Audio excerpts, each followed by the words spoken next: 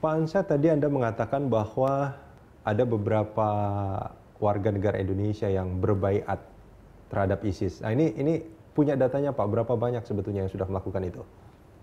Berapa banyak orang?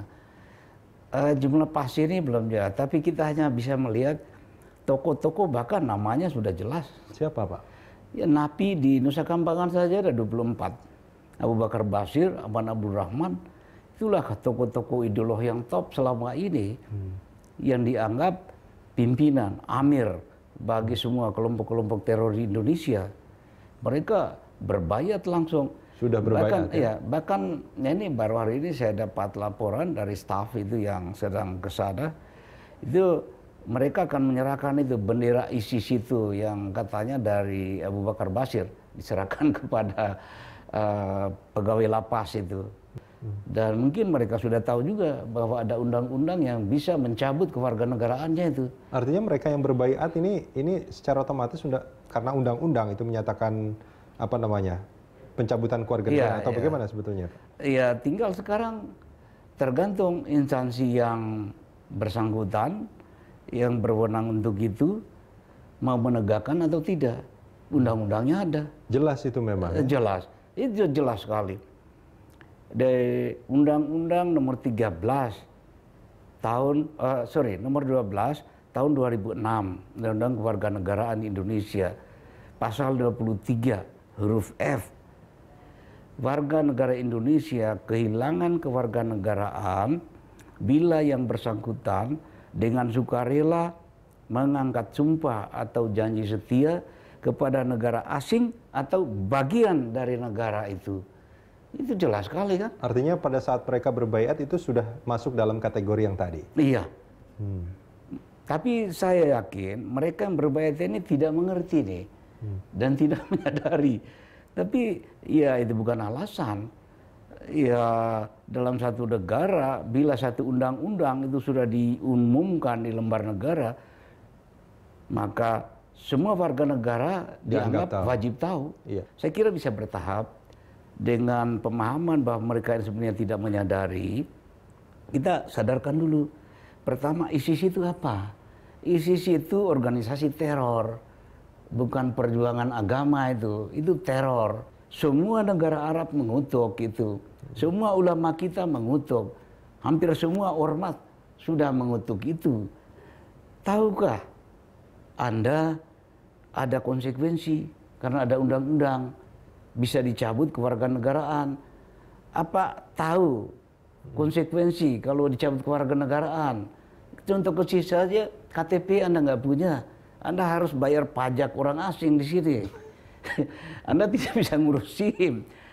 Mau kawin juga perlu KTP kan, apalagi kawin lagi. Ini perlu diberitahukan ya, saudara-saudara kita ya.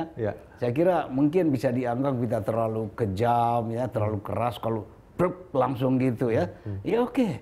Secara bertahap. Secara bertahap. Nah, apakah ada indikasi di tempat-tempat lain di Indonesia bahwa mereka sudah berbaiat dengan ISIS? Iya, itu jelas sekali. Urutnya mungkin tidak persis ya, tapi kita mulai dari Jakarta saja, di Ciputat. Ciputat itu kan sampai 2 kali. Nah, Ciputat, Bekasi, di Solo, di Malang, Bima, Sulawesi, Santoso itu, di Bengkulu. Terakhir itu yang di salah satu kampus itu. Ya. Itu jelas. Dan yang menarik, kalau ibaratnya petanya itu dibuat begini ya, gambar, plot taruh di peta, itu persis, itu kantong-kantong teroris. Terorisme di Indonesia belum selesai. Apalagi dengan angin baru ini, ISIS dapat semaka seperti mereka, wah ini dia.